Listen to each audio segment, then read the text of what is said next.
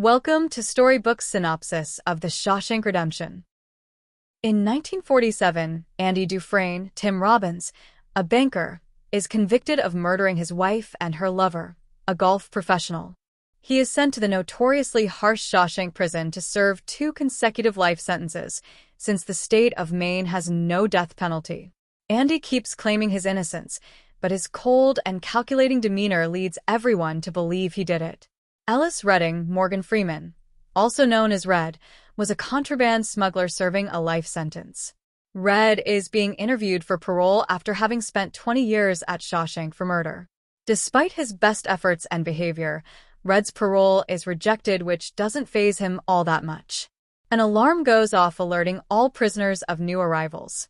Red and his friends bet on whichever new fish will have a nervous breakdown during his first night in prison. Red places a huge bet on Andy. During the first night, an overweight newly arrived inmate, nicknamed Fat Ass, breaks down and cries hysterically, allowing Haywood, William Sadler, to win the bet. However, the celebration is short-lived when the chief guard, Byron Hadley, savagely beats up the fat man for not keeping quiet when he is asked to. Meanwhile, Andy remains steadfast and composed. The next morning, the inmates learn that Fat Ass died in the infirmary because the prison doctor had already left for the night. Andy inquires about the man's name only to get put down by Haywood. Though other prisoners consider Andy a really cold fish, Red sees something in Andy and likes him from the start. Andy approaches Red to smuggle a pick for him, an instrument he claims is necessary for his hobby of rock collecting and sculpting. Red believes that Andy intends to use the pick for his escape. But then Red sees how small the pick is. Andy is beaten and sexually assaulted on a regular basis by other stronger inmates led by Boggs Diamond, Mark Ralston. During the first 2 years of his incarceration, Andy spends most of his time working in the prison laundry or fighting off Boggs. In 1949, when a work detail for tarring the roof of one of the prison's buildings is announced, Red pulls some strings to get Andy and a few of their mutual friends assigned to the job, giving everyone a break from the usual routine and a chance to enjoy the fine weather. Andy overhears the captain of the guards, Byron Hadley, complaining about being taxed on an inheritance and offers to help him shelter the money legally. Andy informs Hadley of how he can shelter his money from the IRS by turning it into a one-time gift for his wife. He then offers to assist Hadley in filling out the paperwork in exchange for some cold beers for his fellow inmates while on the tarring job. Hadley first threatens to throw Andy off the roof, but eventually agrees and do provide the working inmates with cold beers before the job is finished. Red remarks that Andy may have engineered the privilege to build favor with the prison guards as much as with his fellow inmates, but he also thinks Andy did it simply to feel normal again. Andy then helps jailer Hadley, Clancy Brown, save taxes. While watching a movie, Andy approaches Red with another unusual demand and asks for a large poster of the actress Rita Hayworth. Red is surprised by the demand, but agrees to place the order. As he exits the theater, Andy once more encounters his tormentors. Although he is able to talk his way out of being sexually assaulted, he is brutally beaten within an inch of his life, putting him in the infirmary for a month. Boggs spends a week in solitary for the beating. When he comes out, he finds Hadley and his men waiting in his cell. They beat him so badly that he's left unable to walk or eat solid food for the rest of his life, and is transferred to a prison hospital upstate. The sisters move on and never bother Andy again. When Andy gets out of the infirmary, he finds a bunch of rocks for him to sculpt and a giant poster of Rita Hayworth in his cell, presents from Red and his friends. Warden Samuel Norton, Bob Gunton, hears about how Andy helped Hadley and uses a surprise cell inspection to size Andy up. He finds Andy reading his copy of the Holy Bible, and they talk about their favorite verses while the guards are turning the cell upside down looking for illegal possessions. Satisfied with their encounter, the warden leaves and almost forget to give Andy his Bible back. He then encourages Andy to keep reading the Bible, saying, "Salvation lays within." Warden Samuel Norton assigns Andy to the prison's decrepit library, ostensibly to assist elderly inmate Brooks Hatlin, James Whitmore, but in reality, to leverage Andy's financial expertise for managing the finances of the warden and other prison staff. Andy also starts writing weekly letters to the state legislature, requesting funding to improve the library. His financial support practice is so appreciated that even guards from other prisons, when they visit for inter-prison baseball matches, seek Andy's financial expertise. Andy's client expands greatly and eventually includes Warden Norton himself. Not long after, Brooks suddenly snaps and threatens to kill Haywood in order to avoid being paroled. Andy is able to talk him down. Brooks is paroled in 1954 after serving 50 years, but cannot adjust to the outside world. Brooks goes to live in a halfway house. He is also given a job at a supermarket which he hates. Finding it impossible to adjust to life outside the prison, he eventually commits suicide, leaving the message "Brooks was here" carved on a wooden beam. After years of Andy's ceaseless letters, Andy receives $200 from the state for the library, along with a collection of old books and phonograph records. The legislature sends a library donation that includes a recording of the marriage of Figaro. Andy plays an excerpt over the public address system, experiencing a moment of personal freedom before he is punished with solitary confinement. After his release from solitary, Andy explains to a dismissive Red that hope is what gets him through his sentence. Though the state Senate thinks this will be enough to get Andy to halt his letter-writing campaign, he is undaunted and redoubles his efforts. Not long after, Red has a new parole hearing and realizes he's been in prison for 30 years now. He uses the exact same words he used 10 years earlier, only with no enthusiasm at all. His parole is rejected again. Andy gives him an harmonica to commemorate his 30 years, which Red replies by offering Andy a giant poster of Marilyn Monroe to commemorate his 10 years. About 4 years after the Mozart incident, the state Senate finally comes to the conclusion that they won't get rid of Andy with just another check.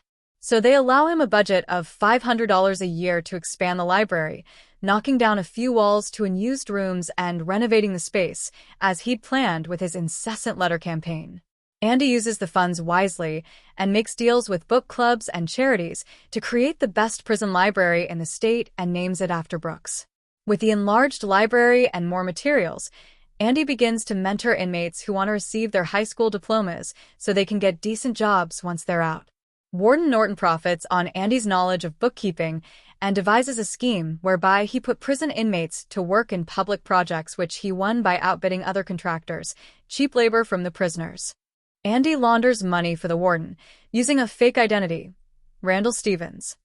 Randall Stevens officially has a birth certificate, social security number, and driver's license.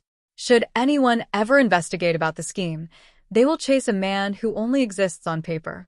Andy shares the details with Red, noting that he had to go to prison to learn how to be a crook. In 1965, Tommy Gilbellows comes to Shawshank, a young inmate convicted of burglary.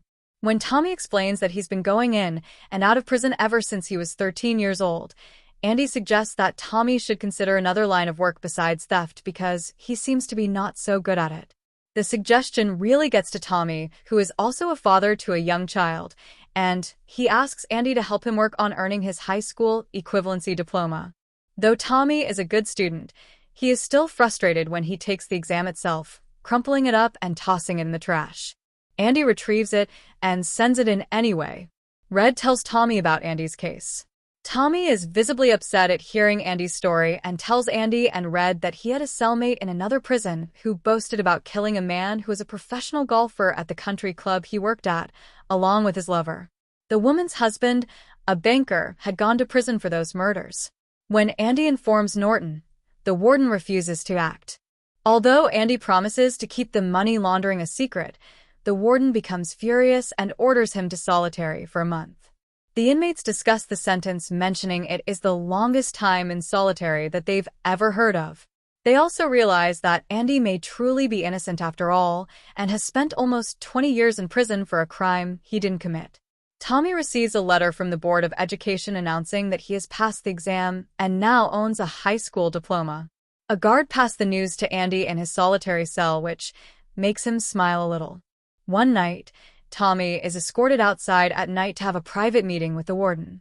Warden Norton asks him if the story he told Andy is true and if he would be willing to testify on Andy's behalf. Tommy enthusiastically agrees. The warden smiles at him before nodding to Hadley to shoot him dead. When the warden visits Andy in solitary, he tells him that Tommy tried to escape and that Hadley had no choice but to shoot him. Andy doesn't buy that story and tells Norton that everything stops and that he's not going to work for him anymore. The warden threatens Andy to shut down the library, burn all the books, and move Andy to a much different cell in a much different part of the prison with the most hardened criminals should he stop working for him.